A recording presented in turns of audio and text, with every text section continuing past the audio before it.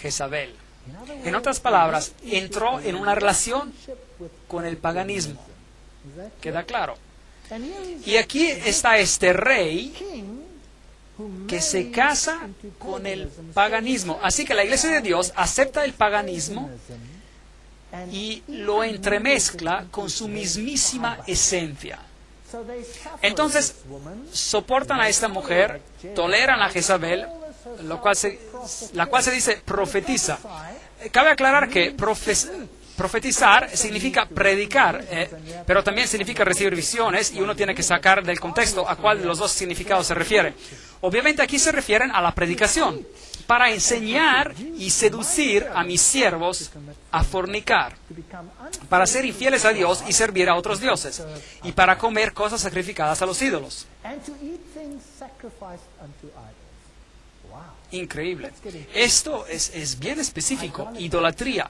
Y comer y beber pasa a ser parte de la idolatría. Vale aclarar que Dios siempre le advirtió a su pueblo de que no comiera lo que se sacrificaba a los ídolos. Y aquí se menciona una forma de idolatría específica. Es interesante que las deidades paganas, Baco por ejemplo, o Zeus Júpiter, o a Osiris, se les rendía culto con galletitas redondas, panes, que simbolizaban a sus cuerpos literales.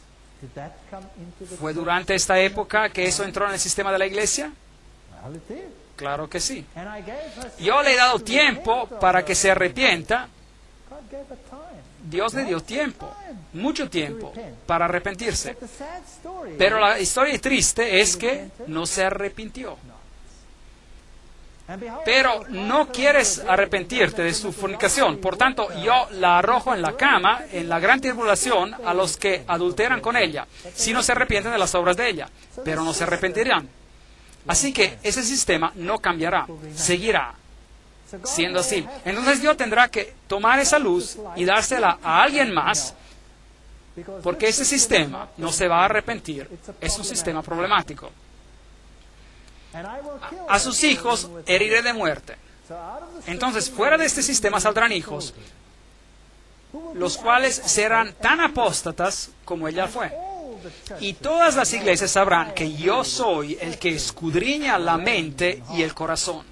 Os daré a cada uno según vuestras obras. Por lo tanto, si tu criterio, si tu criterio son las obras, Dios te juzgará de acuerdo a tus obras. Si lleva a la gente a la idolatría, Dios juzgará conforme a eso.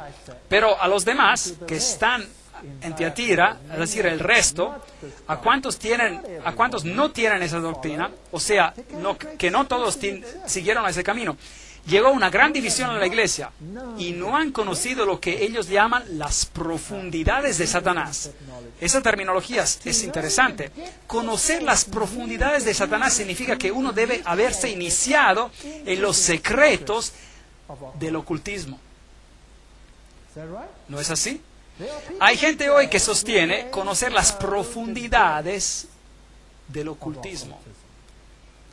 Y tendremos que descubrir dónde están localizadas estas profundidades del ocultismo hoy en día. Y lo vamos a hacer en las conferencias que nos quedan, sin ninguna duda. Pero aquí están localizadas ¿en qué iglesia? La iglesia de la Edad Media. Ella conoce las profundidades de Satanás. Increíble, eso da miedo. Vamos a tener que examinar este asunto. Yo os digo, no os impongo otra carga. Así que hay gente que se resiste a comprometerse de esta forma, que rechazan esta enseñanza interna, este misterio, este ocultismo. Pero lo que tenéis, reténlo hasta que yo venga. Esa es la primera referencia a la venida de Cristo. Por lo tanto, es obvio que nos hemos movido de una época en la cual la iglesia sabía lo que era la verdad, pasó a ser satisfecha consigo misma, pasó a un tiempo donde hubo gran persecución y la iglesia fue purificada. ¿Se acuerdan? Esmirna, Mirra. Y entonces pasó por un tiempo de compromiso, concesiones, Pérgamo, ¿se acuerdan? Cuando la verdad y el error se entremezclaron, y después a un periodo en el cual el hombre se postula a sí mismo como un estándar para decidir lo correcto y lo incorrecto. Y se convierte en religión para ti, para la persona, reemplazando a la palabra de Dios. Y luego entramos en el ocultismo puro. Dice el texto, retenedlo hasta que yo venga. Al vencedor que guarde mis obras hasta el fin, yo le daré autoridad sobre las naciones. Bueno, aquí está el pilar de Justiniano. Aquí está, y este por acá, conmemorando el decreto por el cual el hombre puede ahora decidir quién está en lo correcto y quién no. Y tiene el derecho de castigar aún hasta con muerte. Pilares son traídos, pilares egipcios. Estos son símbolos fálicos, de hecho, de Osiris. Esto es paganismo. Los encontrarán especialmente en Roma, por supuesto.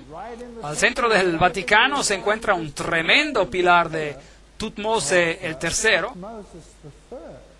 el mismísimo faraón del Éxodo. La corona triple, que es de Medo-Persia, representa en realidad al Dios del cielo, de la tierra y del mundo de los muertos. Increíble. Es impresionante ser coronado con una corona que lo hace a uno rey del cielo, de la tierra y del mundo de los muertos. Eso es tomar el lugar de alguien más. Bueno, obviamente necesitamos un reavivamiento. La iglesia de la Edad Media se convirtió en obscuridad y llegó a ser conocida como la Edad Oscura, de hecho. Y entonces el próximo periodo es Sardis, abarcando desde el año 1517 a 1798. Significa renovación. Hablaremos más en detalle después sobre las fechas y aclararemos por qué estos periodos son importantes. Renovamiento de lo que queda. Literalmente, Sardis significa reforma. ¿No es increíble que Dios los ponga en este orden?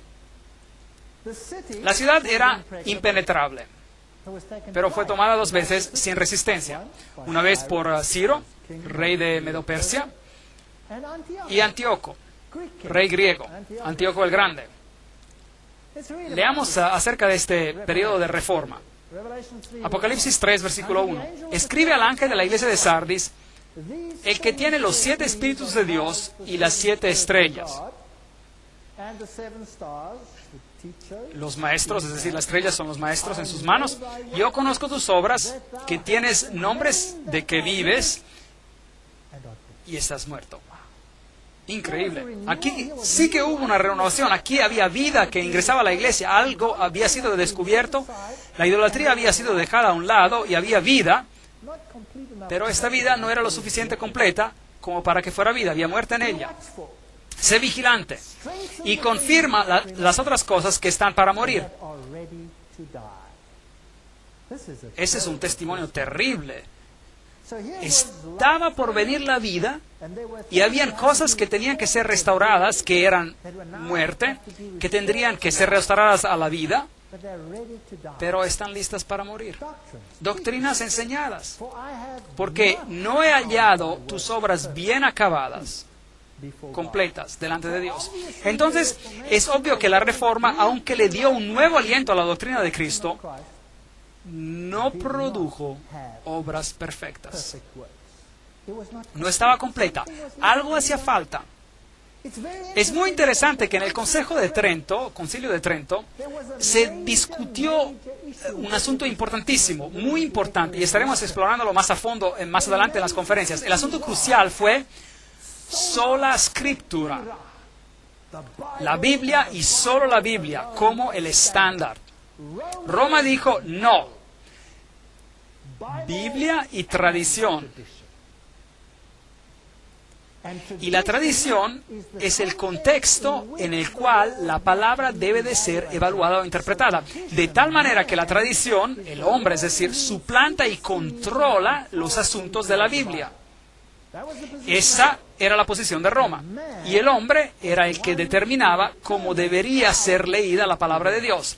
Así que la iglesia decide lo que es bueno y lo que es malo para uno, no la palabra de Dios. La Reforma dijo, no, es solo por sola escritura, sola gracia, salvos por gracia y por la gracia solamente, salvos por Jesucristo.